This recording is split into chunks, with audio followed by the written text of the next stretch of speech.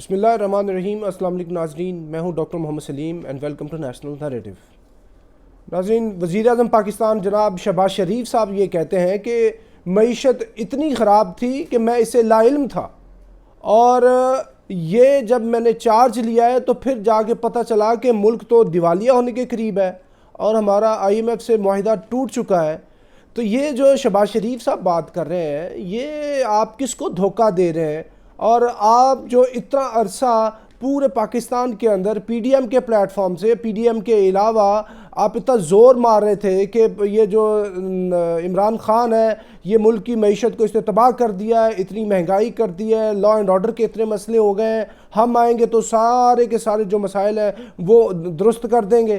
تو بھئی 8 مہینے ہو چکے ہیں، 8 مہینوں کے بعد آپ کو آ جا کے انکشاف ہوا ہے کہ آپ کو معیشت کی خرابی کا اتنا زیادہ جو ہے وہ خراب تھی معیشت، پتہ ہی نہیں چلا۔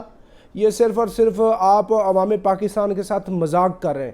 یہ اسٹیٹ آف پاکستان کے ساتھ ایک بہت سنگین واردات ہے، اور ملک کے اندر کوئی 5 بلین پلس کوئی رہ گئے اس کے ریزروز، اور ملک جو ہے وہ ڈیفالٹ کے کنارے پہ کھڑا ہے، اور آپ ادھر آ کے یہ بات کر رہے ہیں۔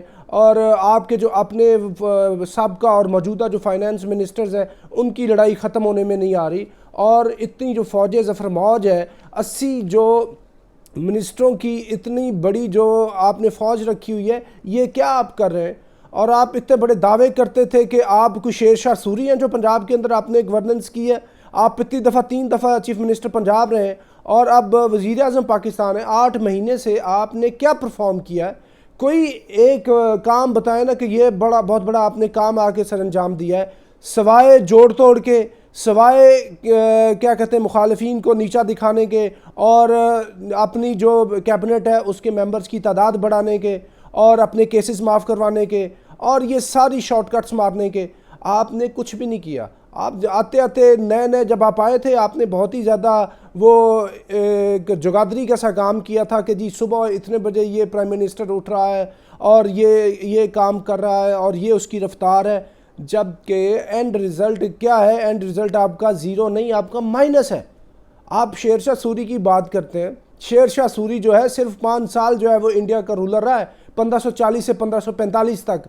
کدھر لے کے گیا شیر شاہ سوری کی جو بیوروکریسی کی جو ریفارم تھیں، آج تک وہ ایگزیمپلری ہیں، اور اس نے آ کے جو اتنا بڑا ایڈمنسٹریشن کو درست کیا ہے، آ کے اتنی زیادہ کنسٹرکشنز کی ہیں، اتنی زیادہ روڈز بڑھائی ہیں، وہ کتنے عرصے، اس مختصر سے عرصے میں آپ نے بنائی ہیں شیر شاہ سوری نے۔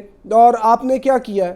آپ نے آ کے دھیلے کا بھی کام نہیں کیا، اور آ کے صرف اور صرف یہ عوام پاکستان کے ساتھ مذاق کرتے رہے، جو ایک بہت ہی سیریس بات ہے۔ اور ایسی صورت میں اگر یہی معاملات چلتے رہے تو اینڈ پہ بھی جا کے انہوں نے ایک کو دوسرے کو تیسرے نے آ کے صرف اور صرف تنقید کا نشانہ بناتے رہنا ہے، اور ملک جو ہے ڈیفالٹ ہوتے جانا ہے، اور یہ ملک پاکستان کے ساتھ ہو رہا ہے۔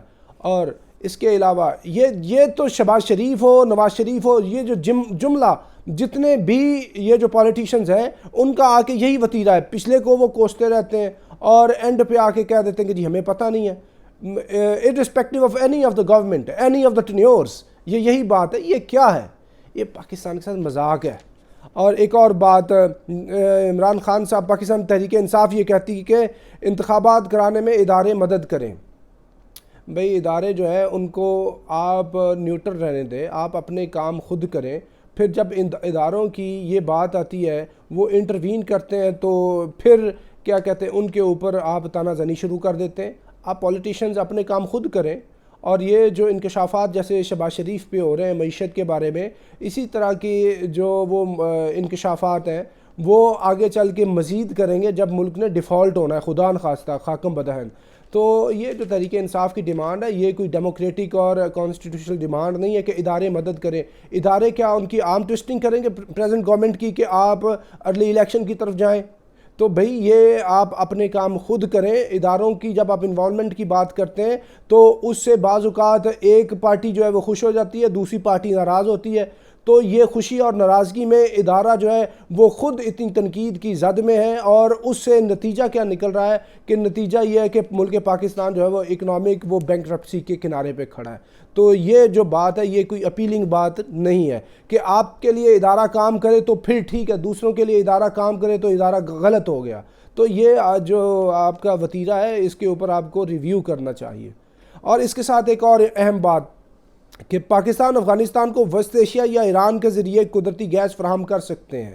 یہ روسی نائب وزیر اعظم نے یہ کہا ہے کہ پاکستان کو اور افغانستان کو وسط ایشیا جو سینٹرل ایشیا جو تاپی گیس پائپ لائن آپ کا وہ پروجیکٹ ہے پاکستان کا، اور ایران سے ہم آپ کو وہ گیس وہ فراہم کر سکتے ہیں، یہ رشیا نے بات کی ہے۔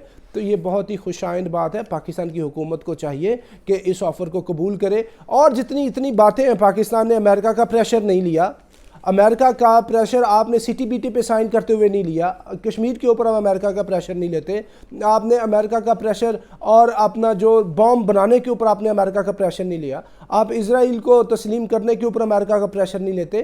تو بھائی یہ جو آپ کی جو لائف لائن ہے، جو انرجی ہے، گیس ہے اور بجلی ہے، یہ آپ کی لائف لائن ہے، سارے کا سارا ریونیو آپ کا فارن ایکسچینج ادھر جاتا ہے، بجٹ کا بڑا حصہ ادھر جاتا ہے۔ اگر ایران سے آپ گیس اور تیل لے سکتے ہیں اور رشیا بھی کہہ رہا ہے کہ ہم آپ کو ان رستوں سے دے سکتے ہیں، تو پھر سیٹ اسائیڈ کریں امریکن پریشر کو، آپ ادھر سے لیں، ادھر سے آپ سبزیاں اور ٹماٹر پیاز تو لے سکتے ہیں، یہ کیوں نہیں لے سکتے؟ امریکہ جو ہے وہ انڈیا کو تو نہیں روکتا کہ وہ ایران سے تیل لے، اتنا عرصہ وہ تیل لیتا رہا ہے، رشیا سے وہ تیل لے رہا ہے، تو جبکہ امریکہ جو ہے انڈیا امریکہ آپس کے اندر وہ اسٹریٹجک پارٹنرز ہیں، ہم تو امریکہ کے اسٹریٹجک پارٹنر بھی نہیں ہیں، تو پھر اتنا جو ہے وہ ہمیں پریشر کو ملحوظ خاطر نہیں رکھنا چاہیے۔ اور یہ پاکستان کے اندر گیس کے ریزروز ویسے بھی کم پڑتے جا رہے ہیں اور گیس کی لوڈ شیڈنگ ہو رہی ہے، ایسی صورت میں یہ بہت ہی ایک زبردست آفر ہے یہ جو رشیا کی طرف سے آئی ہے، اس آفر کو قبول کرنا چاہیے۔ اور Iran Pakistan gas pipeline اور ایران پاکستان جو ہے الیکٹریسٹی کی جو لائن ہے اور تاپی جو گیس کا پروجیکٹ ہے، اس کو وہ آپ سٹیبل کریں، اس سے افغانستان بھی سٹیبل ہوگا۔ جب رشیا، ایران اور یہ جو چائنا اس طرح کے جو بڑے پلیئرز ہیں وہ ادھر افغانستان کے اوپر بیٹھے ہوئے ہوں گے، تو پھر افغانستان کو سٹیبل رکھنا، اس کو پیسفل رکھنا، یہ ان کی ساتھ ذمہ داری ہوگی، مجموعی طور پہ یہ مشترکہ کاوش ہوگی، اور اس سے پاکستان کا امن بھی ہو رہا، اور پاکستان کا سب سے بڑا جو ریونیو جدھر جاتا ہے